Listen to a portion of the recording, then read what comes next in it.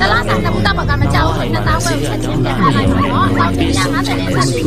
တလားတာလည်းတော့အားလုံးရပါနောက်မှပြန်တော့လည်းဘိုက်ချလို့ဆိုလိုက်ပြီးတယ်ခိုင်းတယ်နော်ဒီမွေးတော့ဘိုက်တူလာတယ်ဝိတ်တွေတက်နေတဲ့ဗီဒီယိုတက်ဆိုလို့ရမ်းနေတယ်ပေါ့နော်ဒီဘိုက်ဆိုတလားတာလေးတောက်ပြီးတော့ပေါ့နော်ကတိ130ကနေဒီမှာ130ပဲကျန်တော့တဲ့ဘိုက်ဆိုလည်းဖြစ်သွားတယ်နော်ဒီဘိုက်ဆိုလို့ရှိရင်ပေါ့နော်ဒီနေ့နဲ့ရှိပါမှကြာသွားတယ်ရှင်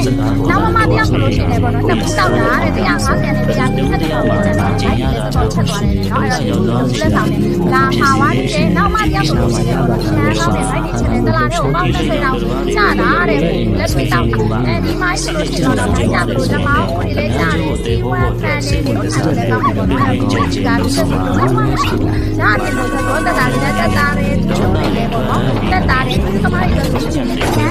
ဒီဗီဒီယိုကိုစလဲစဝင်နေဆိုရင်10ပွဲစာလေးကိုစလဲဝင်လို့ရတယ်ဒီမှာလေးဆိုလို့ရှိရင်ပေါ့နော်1000တောင်ဝင်မရှိလို့900တစ်ခါရှင်နောက်မှ900ကျန်တယ်တလာတော့တဲ့ကွာဒီလဲပေါင်းနေတယ်နော်ဒီတစ်ခါလေးရှိလို့ရှိရင်ပုံပုံနဲ့တော့လာတော့တဲ့ကိုတစ်ထောင်ပြရတယ်3000လောက်လောက်ထည့်ရတယ်နော်အမအရင်ကတာတာဆိုလို့ဘယ်နဲ့ဖြစ်တာလဲစိတ်ကောင်းစေတာကောင်းစိတ်ကိုတတ်တာပါရှိတယ်ဟုတ်ပါဘူးအဲ့ဒါမှလည်းဖြစ်တာလဲဒီဘဝမှာလည်းပဲကိုယ်ကောင်းတာလည်းပဲပြေဆုံးပြီးတော့တော့ဘဝလေးမှာလည်းပဲချမ်းသာခံပါစေရပြီးတော့ကိုယ်